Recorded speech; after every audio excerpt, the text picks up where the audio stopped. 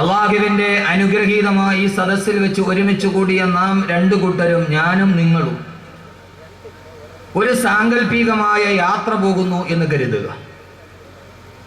വളരെ സാങ്കല്പികമായ ഒരു യാത്ര. ആ യാത്രയിൽ ഞാനുമുണ്ട്, നിങ്ങളുമുണ്ട്. നമ്മുടെ ജീവിതവുമായി, ജീവിതയാത്രയുമായി ഏറെ ബന്ധമുള്ള സമാനതയുള്ള മറ്റൊരു യാത്ര. നാം എല്ലാവരും കൂടി ഒരു വാഹനത്തിൽ കയറി.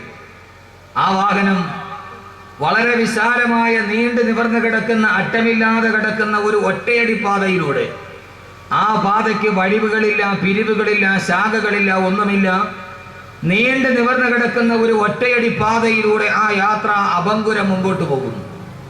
ഈ സദസ്സിൽ കണ്ടുമുട്ടിയ ഞാനും നിങ്ങളുമെല്ലാം ഉണ്ട്. നമ്മുടെ വാഹനം നീണ്ടു നിവർന്നു കിടക്കുന്ന ആ റോഡിലൂടെ അങ്ങ് നേരെ പോവുകയാണ്. കുറെ ഏറെ ദൂരം താണ്ടി നാം കുറെ ഏറെ ദൂരം സഞ്ചരിച്ചു. നമുക്ക് തിരിഞ്ഞു നോക്കേണ്ട കാര്യമുണ്ടായിരുന്നില്ല. കാരണം ആ ഒരൊറ്റ വഴി മാത്രമേ ഉള്ളൂ. അവസാനം കുറെ ഏറെ ദൂരം യാത്ര ചെയ്ത് കഴിഞ്ഞപ്പോൾ നാം എത്തിച്ചെന്ന് നിന്ന ആ വഴി അവിടെ വെച്ച് രണ്ടായി പിരിയുന്നു. ഒന്ന് ഇടതു ഭാഗത്തേക്ക്, മറ്റൊന്ന് വലതു ഭാഗത്തേക്ക്. നമ്മളെല്ലാവരും നമ്മുടെ വാഹനത്തിലിരുന്ന് സ്വാഭാവികമായി നേരെ പോകുന്ന ഒരു വഴി രണ്ടായിട്ട് പിരിയുമ്പോൾ ഈ രണ്ടു വഴിയും പോകുന്നത് എവിടേക്കാണ്, ഇത് എവിടെയാണ് ചെന്നെത്തുക എന്നൊരു ആരോ മാർക്കിട്ട് സാധാരണയായി നമ്മുടെയൊക്കെ നാടുകളിൽ എഴുതി വെക്കാറുണ്ട്. ഇപ്പൊ നമ്മൾ നേരെ സ്റ്റാച്യൂവിൽ പോയാൽ, അല്ലെങ്കിൽ PMG ജംഗ്ഷനിൽ പോയാൽ, വലത്തോട്ട് പോയാൽ മ്യൂസിയം, ഇടത്തോട്ട് പോയാൽ പട്ടം വഴി പോകും. ഇങ്ങനെ ഒരു ആരോ മാർക്ക് എഴുതി രണ്ട് സ്ഥലത്തിന്റെ പേര് അവിടെ എഴുതിയിട്ടുണ്ടാവും. സ്വാഭാവികമായി നമ്മൾ എത്തിച്ചേർന്ന ഈ നാൽക്കവല, ഇടത്തോട്ടും വലത്തോട്ടും വഴി പിരിയുമ്പോൾ നാം അവിടെ ചെന്ന് നമുക്ക് എങ്ങോട്ടാണ് സഞ്ചരിക്കേണ്ടത് എന്നറിയാൻ ആ ആരോ മാർക്ക് നാം ഒന്ന് നോക്കിയപ്പോൾ ഇടത്തോട്ടും ഒരു വഴി പോകുന്നു, വലത്തോട്ടും ഒരു വഴി പോകുന്നു. അതിന്റെ ആരോ മാർക്കിന്റെ താഴെ എഴുതിയിരിക്കുന്നു, ഇതിലെ പോയാൽ ചെന്നെത്തുന്ന സ്ഥലത്തിന്റെ പേര് ഇതാണ്. പക്ഷെ ആ പേരൊക്കെ ഞാൻ അവസാനം പറയാം. വലത്തോട്ടുള്ള ആരോ മാർക്കിന്റെ താഴെ എഴുതിയിരിക്കുന്നു, ഇതിലെ സഞ്ചരിച്ചാൽ ചെന്നെത്തുന്ന സ്ഥലത്തിന്റെ പേര് ഇതാണ്. പക്ഷെ അസാധാരണമാം വിധം നാം എത്തിച്ചേർന്ന സ്ഥലത്ത് ആ ആരോ മാർക്കിന്റെ താഴെ ഈ കടന്നു പോകുന്ന, സഞ്ചരിക്കേണ്ട വഴിയുടെ ചില പ്രത്യേകതകൾ കൂടി എഴുതി വെച്ചിട്ടുണ്ട്. ആളുകൾ, നാം എല്ലാവരും വായിച്ചു നോക്കിയപ്പോൾ ആരോ മാർക്കിന്റെ താഴെ എഴുതിയിരിക്കുന്നു, ഇടതേ ഭാഗത്തുള്ള ആരോ മാർക്കിന്റെ താഴെ, ഇതിലെ പോയാൽ ഈ വഴി വളരെ സുന്ദരമായ പാതയാണ്. കുണ്ടുകളില്ല, കുഴികളില്ല, യാതൊരുവിധ ദുർഘടമായ പ്രശ്നങ്ങളൊന്നുമില്ല. നാം എല്ലാവരും ആഗ്രഹിക്കുന്ന പോലെ വാഹനത്തിൽ ചാരി കടന്ന് മനസ്സും ശരീരവും ആഗ്രഹിക്കുന്നതെല്ലാം കുടിച്ചും തിന്നും മതിച്ചും രസിച്ചും അതിലൂടെ സഞ്ചരിക്കാം. ഈ വഴിയിലൂടെ പോയാൽ ഏറ്റവും സുന്ദരമായ പാത, കുണ്ടുകളില്ല, കുഴിവുകളില്ല. ഇഷ്ടമുള്ളത് കുടിക്കാം, ഇഷ്ടമുള്ളത് തിന്നാം, ഇഷ്ടമുള്ളിടത്ത് കിടന്നുറങ്ങാം, ഇഷ്ടമുള്ളതെല്ലാം ചെയ്യാം. വളരെ സുന്ദരവും സുലഭവുമായി, ആരും ചോദ്യം ചെയ്യാനില്ല, ഒന്നും ബാധകമല്ല. ഈ വഴിയിലൂടെ പോയാൽ നിയമപാലകരില്ല, നിയമങ്ങൾ ബാധകമല്ല. നാം ആഗ്രഹിക്കുന്നത് പോലെയെല്ലാം തുള്ളിക്കളിച്ച് നമുക്ക് ആ പാതയിലൂടെ സഞ്ചരിക്കാം. പക്ഷെ അതിന്റെ താഴെ എഴുതിയിരിക്കുന്നു, കാര്യങ്ങൾ എങ്ങനെയൊക്കെ ആണെങ്കിലും ഇത്ര സന്തോഷത്തോടെ, ആഗ്രഹത്തോടെ, എല്ലാം ആഗ്രഹിക്കുന്നത് പോലെ ജീവിച്ച് ഇതിലൂടെ പോകാൻ കഴിയുമെങ്കിലും ഈ പാത ചെന്നെത്തുന്ന സ്ഥലം ഒരു അഗാധമായ കുഴിയിലേക്കാണ് ഈ പാത ചെന്നെത്തുക. എങ്ങാനും അതിലെങ്ങാനും പോയി വീണു പോയാൽ നാഗങ്ങളും, വിഷം ചീറ്റുന്ന നാഗങ്ങളും, ചിഹ്നം വിളിക്കുന്ന കാട്ടാനകളും, ഹിംസ്ര ജന്തുക്കളും വിഹരിക്കുന്ന ഒരു വലിയ അഗാധമായ പടുകുഴിയിലേക്കാണ് ഈ പാത ചെന്നെത്തുന്നത്. അറിയാതെ എങ്ങാനും വീണുപോയാൽ പിന്നീട് അവിടെ നിന്ന് തിരിച്ച് എഴുന്നേറ്റ് വരൽ സാധ്യമല്ല. എങ്ങാനും വീണുപോയാൽ പിന്നീട് എഴുന്നേറ്റതിൽ നിന്ന് തിരിച്ചു വരൽ സുസാധ്യമല്ല. നാം ആ ബോർഡ് വായിച്ചു.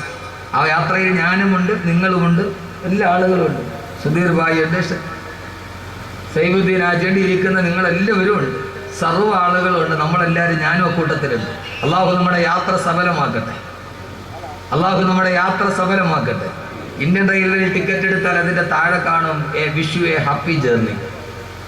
ഇന്ത്യൻ റെയിൽവേയുടെ ടിക്കറ്റിന്റെ താഴെ എപ്പോഴും ഉണ്ടാകാം wish you A happy journey. നിങ്ങൾക്കൊരു സന്തോഷകരമായ യാത്ര ഞങ്ങൾ ആശംസിക്കുകയാണ്. നമ്മുടെ യാത്ര നാളെ അവസാനിക്കുമ്പോൾ അള്ളാഹു ഈ യാത്ര ഏറ്റവും നല്ല ശുഭകരമായ ഒരു അന്ത്യം കുറിക്കുന്ന യാത്രയെ അള്ളാഹു സ്വീകരിക്കട്ടെ. വലതുഭാഗത്തെ ബോട്ട് നോക്കിയപ്പോൾ അതിന്റെ താഴ്ഭാഗത്ത് എഴുതിയിരിക്കുന്നു, ഇതിലെ പോയാൽ വളരെ ദുർഘടമായ പാത, കുണ്ടുകളും കുഴികളും നിറഞ്ഞ പാത. അതിലെ സഞ്ചരിച്ചാൽ ശരീരവും മനസ്സും വല്ലാതെ ഉലഞ്ഞ് വളരെ കഷ്ടപ്പെട്ടിട്ടല്ലാതെ ഈ പാതയിലൂടെ സഞ്ചരിക്കാൻ കഴിയില്ല. അതിലെ പോയാൽ ഏറെ പ്രയാസങ്ങൾ സഹിക്കേണ്ടി വരും. അതിലെയുള്ള പാത വളരെ സുഗമമല്ല, പരുപരുത്ത കല്ലുകളും മുള്ളുകളും നിറഞ്ഞു നിൽക്കുന്ന ഒരു പാത. പക്ഷെ അതിലെ സഞ്ചരിക്കുമ്പോൾ ഇഷ്ടമുള്ളത് കുടിക്കാൻ കഴിയില്ല, ഇഷ്ടമുള്ളത് കഴിക്കാൻ കഴിയില്ല, ഇഷ്ടമുള്ളിടത്ത് കിടന്നുറങ്ങാൻ കഴിയില്ല.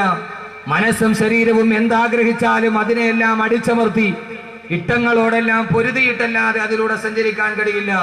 മനസ്സും ശരീരവും നല്ല കഷ്ടപ്പാടുകളും ബുദ്ധിമുട്ടുകളും സഹിച്ചാൽ മാത്രമേ ആ റോഡിലൂടെ പോകാൻ കഴിയൂ.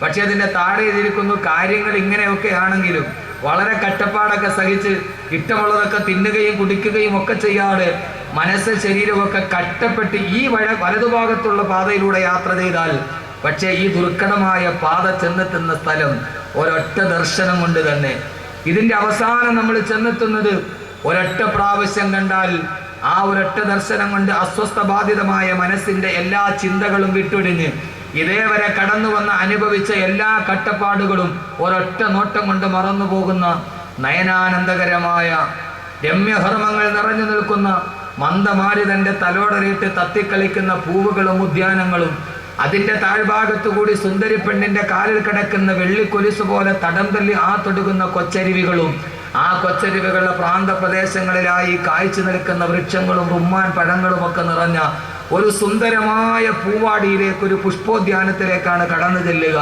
അവിടെ എത്തുമ്പോഴേ ഇതേവരെ കഷ്ടപ്പാടുകൾ സഹിച്ചതെല്ലാം ഒരൊറ്റ നിമിഷം കൊണ്ട് മറന്നു പോകും. അത്രയും സുന്ദരമായ ഒരു ഉദ്യാനത്തിലാണ് നിങ്ങൾ ചെന്നെത്തുക. 2 ബോർഡ് നമ്മൾ വായിച്ചു. ഞാനുമുണ്ട്, നിങ്ങളുമുണ്ട്, നമ്മളെല്ലാവരും വളരെ ബുദ്ധിമാന്മാരാണ്. ഞാനൊന്ന് ചോദിക്കട്ടെ, നമ്മൾ എങ്ങോട്ട് തിരിഞ്ഞ് യാത്ര ചെയ്യാനായിരിക്കും തീരുമാനിക്കുക?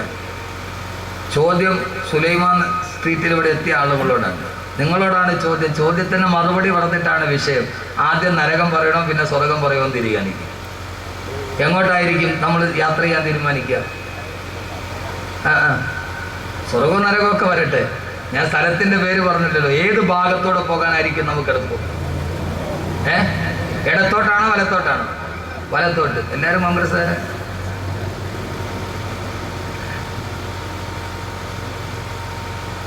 വളരെ ആലോചിച്ചിട്ട് വേണം പറയാൻ. വലത്തോട്ടാണെന്ന് പെട്ടെന്ന് പറയാം, പക്ഷെ അതിലെ സഞ്ചരിച്ചാൽ വളരെ ദുർഘടമായ പാത. ഇഷ്ടമുള്ളത് കുടിക്കാൻ കഴിയില്ല, ഇഷ്ടമുള്ളത് കഴിക്കാൻ കഴിയില്ല, ഇഷ്ടമുള്ളിടത്ത് കിടന്നുറങ്ങാൻ കഴിയില്ല. അതിലെ പോയാൽ ധാരാളം നിയമങ്ങളുണ്ട്, നിരോധനങ്ങളുണ്ട്, ഹലാലുകളുണ്ട്, ഹറാമുകളുണ്ട്, മുബാഹുകളുണ്ട്, ഫർളുകളുണ്ട്, സുന്നത്തുകളുണ്ട്. ഏറെ കഷ്ടപ്പാടുകൾ സഹിച്ചാലല്ലാതെ അതിലെ നടന്നു പോകാൻ കഴിയില്ല. അതുകൊണ്ട് ആലോചിച്ചിട്ടേ പറയാവൂ. അങ്ങനെ തന്നെയാണല്ലോ, സഹോദരിമാരും അങ്ങനെ തന്നെ. പക്ഷെ അതിലെ പോയാൽ പർദ്ദയിടണം, തലമറയ്ക്കണം, റഷ്യൻ സർക്കസ് കാണാൻ പറ്റൂല, കാർണിവലിന് പോകാൻ പറ്റൂല. ഇങ്ങനെ ധാരാളം പ്രശ്നങ്ങളുണ്ട്. ശരി, അള്ളാഹു നമ്മുടെ യാത്ര വലത്തേക്ക് തന്നെ ആക്കട്ടെ. സഹോദരങ്ങളെ, ഇടത്തോട്ടുള്ള ആരോ മാർക്കിന്റെ താഴെ എഴുതിയിരിക്കുന്നു, ഇതിലെ സഞ്ചരിച്ചാൽ എത്തുന്ന സ്ഥലത്തിന്റെ പേരാണ് നരകം. വലതുഭാഗത്തോട്ടുള്ള ആരോ മാർക്കിന്റെ താഴെ എഴുതിയിരിക്കുന്നു, ഇതിലെ സഞ്ചരിച്ചാൽ എത്തുന്ന സ്ഥലത്തിന്റെ പേരാണ് സ്വർഗം. അല്ലാഹു സുബ്ഹാനഹു വ തആല നമ്മുടെ യാത്ര അല്ലാഹു സ്വർഗത്തിൽ സമാപിപ്പിക്കട്ടെ. ആദ്യമായി വള്ളക്കടവിൽ ഞാൻ പ്രഭാഷണം നടത്തുമ്പോൾ നമ്മളൊരു യാത്രയിൽ പങ്കാളികളാവുകയാണ്. സ്വാഭാവികമായിട്ട് യാത്ര ചെയ്യുമ്പോഴാണല്ലോ ഒരാൾ നന്നായിട്ട് മനസ്സിലാക്കാൻ പറ്റുക എന്ന് ഉമർ റളിയല്ലാഹു അൻഹു പറഞ്ഞിട്ടുണ്ട്. ഒരാളെ ഏറ്റവും നന്നായിട്ട് മനസ്സിലാക്കുന്നത് യാത്ര ചെയ്യുമ്പോഴാണ്. അവൻ പിശുക്കനാണോ അതല്ല നല്ലവനാണോ എന്ന് മനസ്സിലാകുക യാത്ര ചെയ്യുമ്പോഴാണ്. അതുകൊണ്ട് ഈ വള്ളക്കടവിൽ ആദ്യമായി ഞാൻ കാലുകുത്തുമ്പോൾ നമുക്കൊരു യാത്രയിലേക്ക് പോകാം. ആ യാത്ര അവസാനിക്കുമ്പോൾ അള്ളാഹു ഒരു നല്ല യാത്രയായി അള്ളാഹു സ്വീകരിക്കട്ടെ. ആദ്യം നമുക്ക് ഇടത്തോട്ടൊന്ന് പോയി നോക്കാം. പോയിട്ട് അവിടെ കൊള്ളത്തില്ലെങ്കിൽ, അതല്ല നമുക്കത് കഴിയുന്നില്ലെങ്കിൽ പയ്യെ നമ്മുടെ വാഹനം തിരിച്ചുവിടാൻ നമുക്ക് വലത്തോട്ട് പോകാം. ഇന്ന് നമുക്ക് പയ്യെ ഒന്ന് ഇടത്തോട്ട് പോയി നോക്കാം. ഒന്ന് എത്തി നോക്കണമല്ലോ, എന്നാലല്ലേ അറിയാവൂ. നമ്മൾ സാധാരണ നല്ല സാഹസികരാണ്, ഒന്ന് പോയി നോക്കാം. അത് നമുക്ക് കഴിയില്ല എങ്കിൽ, അനുഭവിക്കാൻ കഴിയില്ലെങ്കിൽ, അത് താങ്ങാൻ കഴിയില്ലെങ്കിൽ ഇൻഷാ അല്ലാഹ് നമുക്ക് വലത്തോട്ട് തിരിച്ചു വരാം നാളെ. ഇന്ന് നമ്മൾ ഇടത്തോട്ടാണ് പോകുന്നത്. അല്ലാഹു നമ്മളെ സ്വീകരിക്കണം. പോരെ ഞാൻ സാധാരണയായി എൻ്റെ പ്രിയപ്പെട്ട സഹോദരങ്ങളെ ഒരു നാടൻ സംഭാഷണം പോലെ ഞാൻ എൻ്റെ വിഷയത്തിന് ആമുഖമായി പറഞ്ഞ ഈ വാക്ക് സാധാരണയായി ഒരാൾ പറയുന്ന ഒരു നാടൻ ഭാഷ പോലെ നിങ്ങളുടെ മുമ്പിൽ പറഞ്ഞ ഇത്രയും നേരം നാം ഒരു ജീവിതത്തിന്റെ സാങ്കല്പികമായ യാത്രയുടെ കഥാകഥനങ്ങൾ പറഞ്ഞ് ഇടത്തോട്ടും വലത്തോട്ടുള്ള പാത പറഞ്ഞ ഈ നാടൻ ചിന്താശകലം യഥാർത്ഥത്തിൽ ഇതൊരു നാടൻ വാക്കുകളല്ല. എന്റെ പ്രഭാഷണത്തിന്റെ തുടക്കത്തിൽ ഞാൻ പറഞ്ഞ ഈ വാക്ക് ഏതെങ്കിലും ഒരു നാടൻ വാക്കുകളല്ല. ഇതാരാണെന്നറിയുമോ?